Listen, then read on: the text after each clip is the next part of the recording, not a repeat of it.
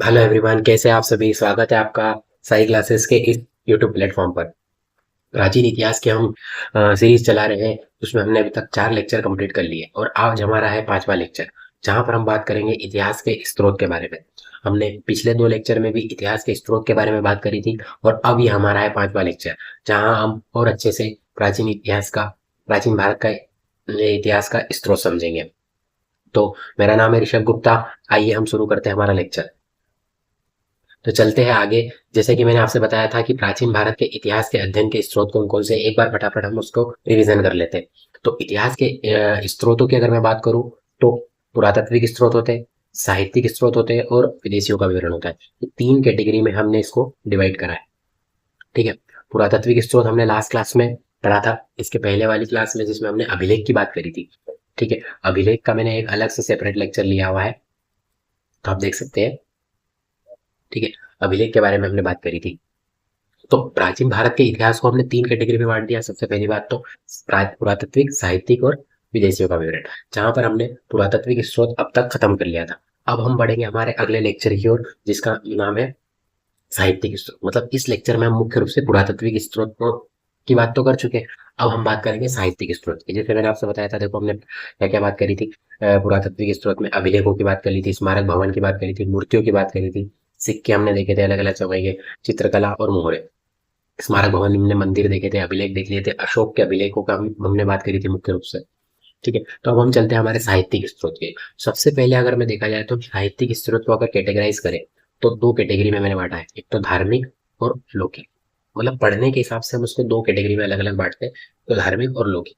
धार्मिक में भी हम 2 तरह से चीजें देखते हैं। एक होती है आपकी ब्राह्मण ग्रंथ और एक होता है ब्राह्मणेतर ग्रंथ। ब्राह्मण ग्रंथ वो होते हैं जिनका संबंध किससे होता है, आपके हिंदू धर्म से होता है। किससे होता है? हिंदू धर्म से। ठीक है। हिंदू धर्म के प्रमुख ग्रंथ को क्या बोला गया? ब्राह्मण साहित्य के अंदर रखा गया। और ब्राह्मणोत्तर साहित्य में आपका क्या आ जाएगा? बौद्ध और जैन साहित्य। वो किससे रिलेटेड है? जो हिंदू धर्म से रिलेटेड नहीं है। और लौकिक साहित्य वो होते हैं जो कि लोक संसार में प्रचलित होते हैं।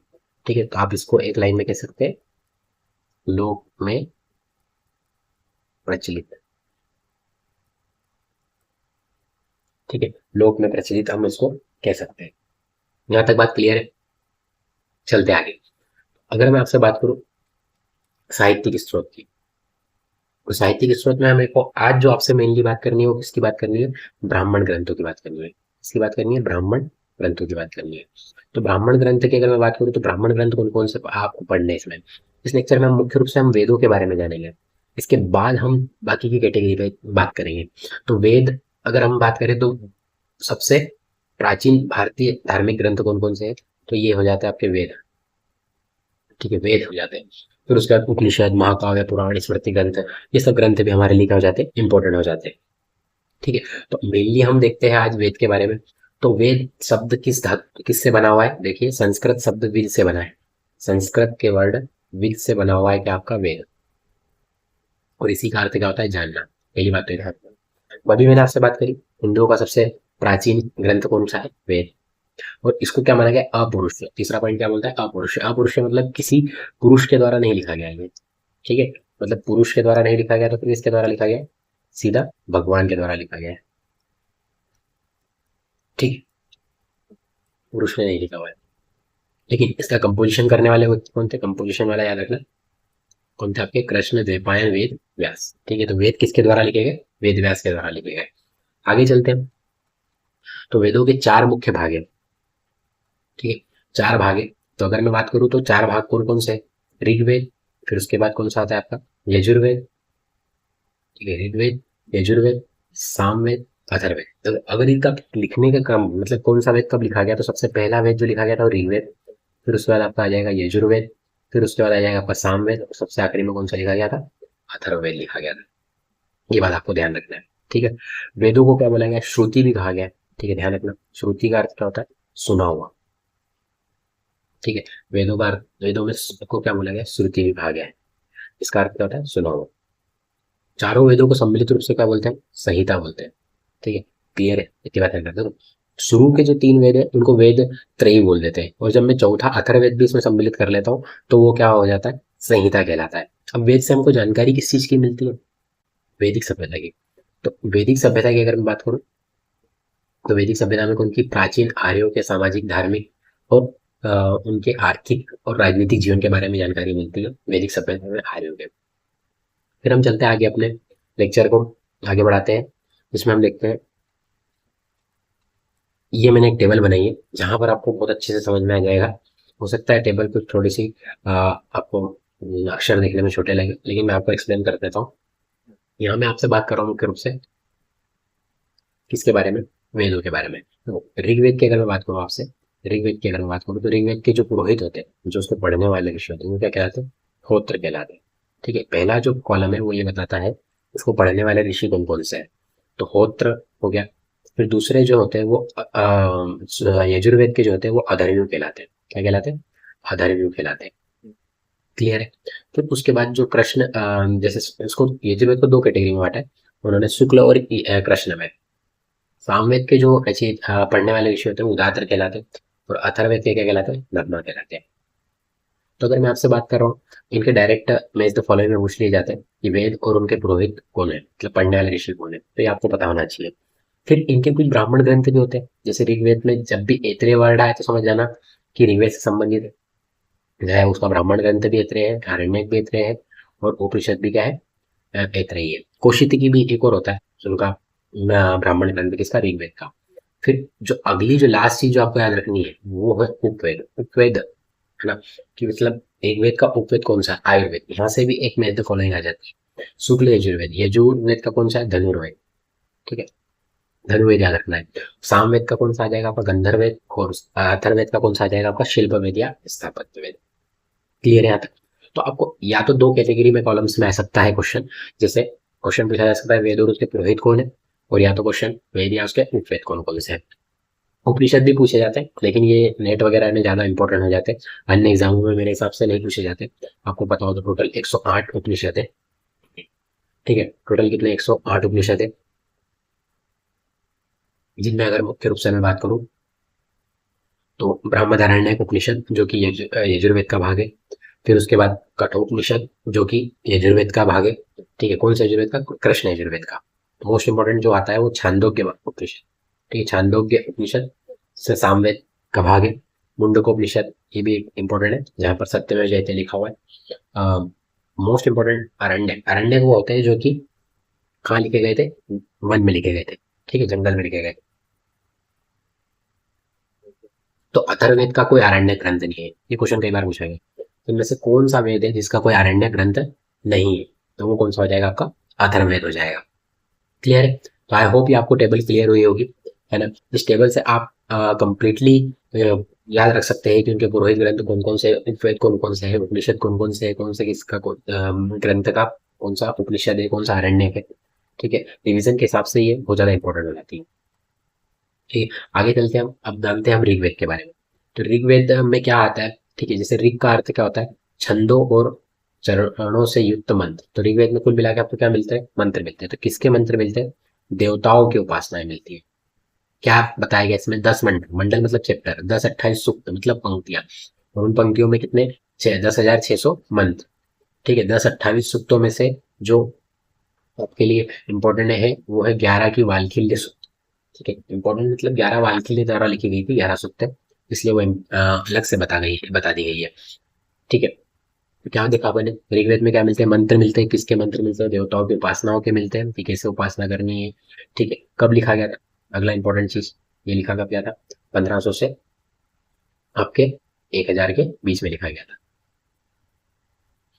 ठीक है, ऋग्वेद का पहला और 10वां मंडल मोस्ट इंपॉर्टेंट, पहला और 10वां मंडल बाद में जोड़ा गया था। मतलब मैंने बताया कितने मंडल है, टोटल 10 मंडल है, मतलब 10 चैप्टर समझ लो या 10 यूनिट समझ लो। उसमें जो पहला वाला जो है और जो लास्ट वाला है, ये आपको बाद में जोड़े हुए हैं, मतलब पहले नहीं थे, ये बाद में इनको लिखा गया और बाद में ऐड कर दिया गया। ठीक है, और इसकी 5 शाखा है, इंपॉर्टेंट बात। ठीक है, ऋग्वेद की कितनी शाखा है, 5 शाखा है, शाकल, वाशकल, अश्वलायन, शंखलायन और मांडुक्य। आज जो हमें जो शाखा मिलती है वो सिर्फ शाकल ही मिलती है, मतलब इसका उपलब्ध ग्रंथ मिलता है, बाकी कोई शाखा के नहीं मिलते हैं। ठीक है, आगे बढ़ते हैं, देखते हैं नेक्स्ट। ऋग्वेद के मैंने आपको बताया जैसे 10 मंडल है और 10 मंडल के अलग अलग ऋषि। ठीक है, 10 मंडल के अलग अलग ऋषियों के द्वारा लिखा गया। तो यहाँ पर आपको ये बात ध्यान रखनी है कि इंपॉर्टेंट कौन कौन से 10 मंडल में। ठीक, यहाँ पर एक जो कैटेगरी आती है थर्ड मंडल इंपॉर्टेंट। थर्ड मंडल किसके द्वारा लिखा गया था? विश्वामित्र के द्वारा लिखा गया था। ठीक है, वैसे तो जो नेट वगैरह की तैयारी कर रहे हैं उनको तो सभी याद रखना है, लेकिन जो दूसरी एग्जामों के रिलेटेड है उनको इतनी याद रखने की जरूरत नहीं है। वो थर्ड मंडल का याद रखे कौन है? विश्वामित्र है। ठीक है, पांचवें मंडल के अत्रि ऋषि है, छठे मंडल के भारद्वाज है, सातवें मंडल के वशिष्ठ ऋषि है, आठवें मंडल के कण्व ऋषि। जो विभिन्न ऋषियों के द्वारा लिखे गए वो याद रखने की जरूरत नहीं है। चतुर्थ मंडल वामदेव ऋषि, कैसे याद रख सकते हो? चतुर्थ चार, इनके वर्ड में भी देखो वामदेव में भी कितने वर्ड आ रहे हैं? 4 आ रहे हैं। ठीक है, द्वितीय मंडल ग्रह संवत। ठीक है, इस तरीके से आप याद रख सकते हो। 2-4 बार पढ़ोगे तो याद हो जाएगा। कोई इसके लिए कोई ट्रिक वगैरह नहीं है, और ना ही ट्रिक याद रखने की जरूरत है, क्योंकि ट्रिक एग्जाम हॉल में याद नहीं आती है। ठीक है, पंचम मंडल किससे रिलेटेड है? अत्रि ऋषि से रिलेटेड। चलते आगे ऋग्वेद में ही देखते हो क्या हमें जानकारी मिलती है। तो ऋग्वेद के मैंने आपको बताया कि पहले से 10वें मंडल बाद में जुड़े गए। दूसरे से 7वें मंडल को हम वंश मंडल बोलते हैं। अगर आपसे पूछ ले कि वंश मंडल क्या है, तो दूसरा से 7वें मंडल को कुल मंडल या ऋषि मंडल भी कहा गया है। दूसरे मंडल में इंद्र की स्तुति बताई गई है। ठीक है, तीसरे में विष्णु की बताई गई है, और अग्नि की बताई गई है, और 7वें में आपके पूषण की बताई गई है। ठीक है, ये क्या है? ऋग्वेद के प्रमुख देवताओं ने। ठीक है, इंद्र, विष्णु, फिर उसके बाद पूषण, ये मुख्य देवता है ऋग्वेद काल के। पहला मंडल अंगिरा ऋषि को समर्पित है। ठीक है, मतलब वैसे तो कई ऋषियों के द्वारा लिखा गया है, लेकिन मुख्य रूप से अंगिरा ऋषि को समर्पित है। तीसरे मंडल में मैंने आपको बताया गायत्री मंत्र का उल्लेख भी है, और विश्वामित्र के द्वारा रचित है, याद रखना। तीसरा मंडल बहुत इंपॉर्टेंट है। थर्ड मंडल क्या याद रखना है? गायत्री मंत्र मिलता है। ठीक है, सावित्री देवी, है ना, सावित्री देवी, और किसके द्वारा लिखा गया है? विश्वामित्र के द्वारा लिखा गया है। सातवां मंडल किस देवता को समर्पित है? वरुण देवता को समर्पित है, इंपॉर्टेंट हो जाता है। ठीक है, वायु के देवता। फिर उसके बाद इसमें अश्वमेध यज्ञ मिलता है 7वें मंडल में, और दशराग युद्ध भी मिलता है। दशराग युद्ध का वर्णन मोस्ट इंपॉर्टेंट। ठीक है, दशराग युद्ध का वर्णन कौन से मंडल में मिलता है? आपको 7वें मंडल में मिलता है। चलते हैं फिर आगे की तरफ। मतलब कौन से चैप्टर में क्या क्या दिए ये भी हमने ये बात कर ली। 8वें मंडल किसको समर्पित है? अभी मैंने आपसे बात करी किसको समर्पित है? कण्व ऋषि को समर्पित है। 9वां मंडल सोम देवता। ठीक है, सोम पेय बधार, सोम देवता को समर्पित है। 10वें मंडल में यम यमी संवाद मिलता है, और पुरुष सूक्त का वर्णन मिलता है। ठीक है, जैसे इसमें से जो इंपॉर्टेंट में अगर आपसे बात करूँ तो एक तो 9वां मंडल याद रखना किस देवता को समर्पित है। ठीक है, 7वें मंडल में आपको याद रखना है पुरुष सूक्त वर्ण, सॉरी, दशराग युद्ध। कौन सा युद्ध? दशराग युद्ध। तो दशराग युद्ध किसके बीच में लड़ा गया था? सुदास और 10 राजाओं के बीच में लड़ा था, जिसमें सुदास दोनों की जीत हुई थी। ठीक है, और 10वां मंडल की अगर मैं बात करूँ तो किसको क्या बताया गया इसमें? पुरुष सूक्त वर्ण। पुरुष सूक्त वर्ण वही आपने पढ़ा हो तो ब्राह्मण, क्षत्रिय, वैश्य और शूद्र। ठीक है, ब्राह्मण का जन्म हुआ था मुख से, क्षत्रिय का होता भुजाओं से, वैश्य का जंघाओं से, और शूद्र का पैरों से। ये बातें लिखी गई है। ऋग्वेद में कुछ पढ़ी लिखी महिलाएं भी थी, इनके बारे में बताया गया। तो कौन कौन सी पढ़ी लिखी महिलाएं थी? घोषा, सची, पोलोमी, कक्षावर्ती, और इन ये सब स्त्रियों के नाम है उस समय के, इंटेलेक्चुअल महिला हो गए। आगे बढ़ते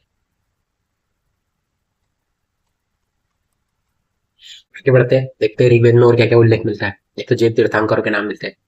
तो पहले तीर्थंकर, ठीक है, कौन? ऋषभ देव। और एक और तीर्थंकर है अरिष्ट नेमि। ठीक है, अरिष्ट नेमि 22वें तीर्थंकर है। इनका उल्लेख मिलता है इसमें आपको ऋग्वेद में मिलता है। फिर कुछ देवियों के नाम मिलते हैं, उषा, आदिति, सूर्या, इन देवियों के नाम मिलते हैं। रुद्र का जिक्र मिला है, भगवान शिव का जिक्र भी मिलता है, उनको त्रंबक कहा गया। ब्रह्मा का उल्लेख नहीं है, लक्ष्मी का उल्लेख हुआ है। ठीक है, किन किन बातों का उल्लेख हुआ है ऋग्वेद में? ये वाली, ये बात हमने की। आगे बढ़ते हैं, ऋग्वेद के बारे में और कुछ जानकारी देखते हैं।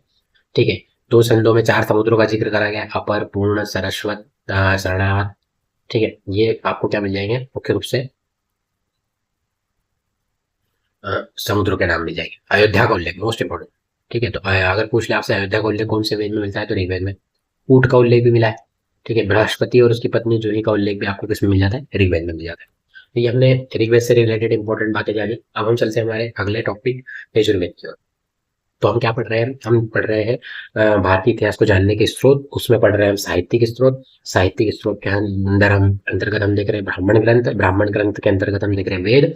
वेद के अंदर अभी तक हमने देखा ऋग्वेद, और अब हम चल रहे हैं यजुर्वेद। यजुर्वेद क्या होते हैं, जिसमें कर्म कांड की बात होती है। कर्म कांड क्या होते हैं, आपके यज्ञ वगैरह इनसे संबंधित, क्योंकि यजु वर्ड जो होता है उसका अर्थ ही क्या होता है, यज्ञ होता है। ठीक है, तो कर्म कांड वगैरह इन सब चीजों की जो जिक्र होता है, मतलब किस तरीके से पूजा पाठ वगैरह ये सब करनी है। ठीक है, मंत्र वगैरह तो किसमें बताए गए हैं, आपके ऋग्वेद में बताए गए, और उनको करने का कर्मकांड किसमें है, यजुर्वेद में। दो कैटेगरी है इसकी, शुक्ल यजुर्वेद, कृष्ण यजुर्वेद, जैसे कि मैंने आपसे बात करी है। ठीक है, शुक्ल यजुर्वेद को हम वाजस्नेयी संहिता भी बोलते हैं, क्योंकि वाजसेन के पुत्र याज्ञवल्क्य इसके प्रथम दृष्टा थे, मतलब उनके द्वारा ये की गई। तो इसलिए हम उसको वाजस्नेयी संहिता भी बोलते थे। कई बार पूछा गया है कि वाजस्नेयी संहिता के नाम से किसे जाना जाता है, शुक्ल यजुर्वेद। फिर उसके बाद अगर 5 शाखाएं देखा जाए तो कौन कौन सी उसकी, यहाँ पर हमने साकल, पाशकल, श्रृंखलायन किसकी देखी थी हमने, ऋग्वेद की देखी थी। तो वैसे ही काष्टक, कपिस्टर, मैत्रायणी, तैतृय और वाजस्नेयी किसकी है, ऋग्वेद यजुर्वेद की है। मैत्रेयी संहिता और तैतृय संहिता का संबंध भी किससे, कृष्ण यजुर्वेद से। या मतलब ये जो इसमें से दो चीजें आ जाती है, मैत्रेयी और तैतृय, वही कृष्ण यजुर्वेद की, बाकी सब किसकी आ जाएगी, आपकी शुक्ल यजुर्वेद की आ जाएगी।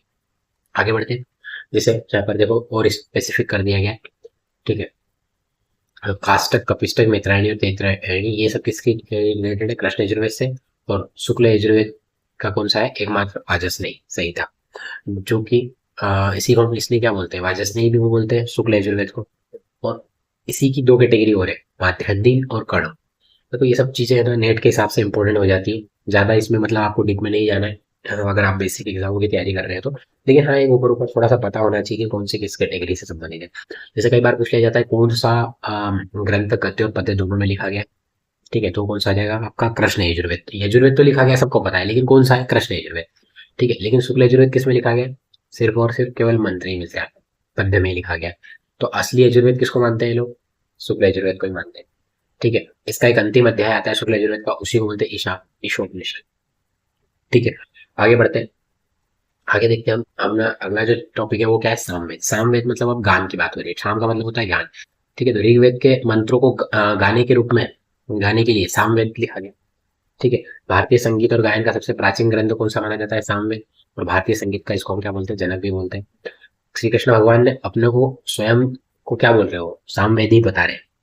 तो मैंने क्या बात करी आपसे, सबसे पहले अपन ने ऋग्वेद की बात करी, फिर यजुर्वेद देखा, ऋग्वेद में मंत्र, यजुर्वेद में यज्ञ, और सामवेद में क्या है, ऋग्वेद के द्वारा ऋग्वेद के मंत्रों को गाने के रूप में उच्चारण। ठीक है, वो किसमें होता है, सामवेद में होता है। तो भारतीय संगीत का ग्रंथ कौन सा माना जा सकता है, सबसे प्राचीन आपका सामवेद ही माना जा सकता है। और आगे देखते हैं सामवेद की क्या क्या बात है। इसके 3 मुख्य पार्ट है ना, जो कोथुम संहिता जो कि गुजरात में चलती है, जेमिनी संहिता आपकी कर्नाटक में चलती है, और राणायणी संहिता आपकी कहाँ चलती है, महाराष्ट्र में चलती है। इसके पहले दृष्टा की अगर मैं बात करूँ, कौन है, तो जेमिनी हो जाएंगे, वेद व्यास के शिष्य थे ये, वेद व्यास जिन्होंने वेद लिखे। और मुख्य रूप से सूर्य की स्तुति के मंत्र मिल जाएंगे आपको किसमें, सामवेद में। सामवेद के कुछ ब्राह्मण ग्रंथ कौन कौन से, ये देख लेते हैं। तो पंचविश और तांड ब्राह्मण, वैसे तो टेबल में ही सही, लेकिन एक बार याद रखना, पंचविश तांड है, षडविश संख्या से आए तो समझ जाना, 4 5 तो ये कैसे हो जाएंगे, सामवेद हो जाएंगे। अद्भुत ब्राह्मण भी बोलते हैं, जेमिनी या फिर तलवकार ब्राह्मण भी बोलते हैं, आर्षे ब्राह्मण और वंश ब्राह्मण। ठीक है, पंचविश और षडविश, पंचविश का नाम याद रखना क्योंकि ये सबसे विस्तृत है ब्राह्मण ग्रंथों में, इसे ब्रोड ब्राह्मण भी कहते हैं। ब्राह्मण ग्रंथ जो टॉपिक है वो हम अगले इसमें देखेंगे, अभी तो हम देख ले रहे हैं कि किसका कौन सा ब्राह्मण ग्रंथ है। ठीक है, फिर उसके बाद अगर हम बात करें नेक्स्ट अथर्ववेद की, तो अब तक 3 ग्रंथ हमने मुख्य रूप से देख लिए। कौन कौन से देख लिए, ऋग्वेद, यजुर्वेद, सामवेद, और अब हम चल रहे हैं अथर्ववेद पर। तो अथर्ववेद किसके द्वारा लिखा गया था, ये हमारे लिखा गया था अथर्वा ऋषि के द्वारा। नाम इंपॉर्टेंट, अथर्वा ऋषि के नाम पर लिखा गया, इसीलिए हम इसको अथर्ववेद कहते हैं। दूसरी बार जब इसका किसके द्वारा लिखा गया, अंगरीष ऋषि के द्वारा, इसीलिए इसको अथर्वा अंगरीष भी कह सकते हैं। ठीक है, पहले दृष्टा और दूसरे दृष्टा। सबसे बाद में इसलिए वेद त्रयी से बाहर है, मैंने आपको अभी बताया था वेद त्रयी क्या होता है। वेद त्रयी क्या आती है, 3 चीजें आती है। ठीक है, वेद त्रयी। ठीक है, तो वेद त्रयी में कौन कौन से आपके ग्रंथ आते हैं, ऋग्वेद, यजुर्वेद और सामवेद। अथर्ववेद नहीं आता, इसलिए वेद त्रयी से बाहर है।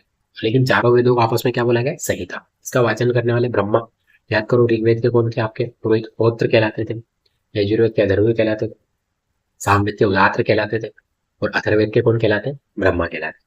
इसलिए अथर्ववेद को हम ब्रह्मवेद भी कहते थे भाई।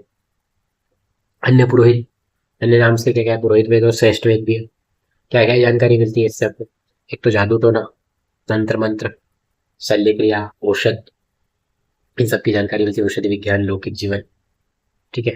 ये सब जानकारी हमको किससे प्राप्त होती है? अथर्ववेद से प्राप्त होती है। आगे चलते हैं, अथर्ववेद में क्या क्या उल्लेख मिलता है? तो मगध का और अंग का उल्लेख मिलता है। मैंने आपसे बात करी थी क्या, कि अयोध्या का उल्लेख ऋग्वेद में मिलता है। परीक्षित को कुरुओं का राजा बताया गया, ये भी अथर्ववेद में जानकारी मिलती है। आर्य और अनार्यों के विचारों का समन्वय, ये भी अथर्ववेद में मिलता है। अथर्ववेद में ब्रह्म ज्ञान के विषय में जानकारी मिलती है। और जीवन के विज्ञान का प्रथम उल्लेख भी किसमें मिलता है? आयुर्वेद, जो कि जीवन का प्रथम विज्ञान है, इसका जिक्र भी किसमें मिलता है? अथर्ववेद में मिलता है। लेकिन आयुर्वेद उपवेद किसका है? ऋग्वेद का है, ध्यान रखना। ठीक है, अथर्ववेद में और देखते हैं तो पृथ्वी सूक्त मिलता है, जिसमें पृथ्वी को क्या कहा गया? माता कहा गया। एक लाइन मिलती है, माता भूमि पुत्रो पृथ्वी, अर्थात भूमि मेरी माता है और मैं उसका पुत्र हूँ। यह उक्ति भी किसमें मिली आपको?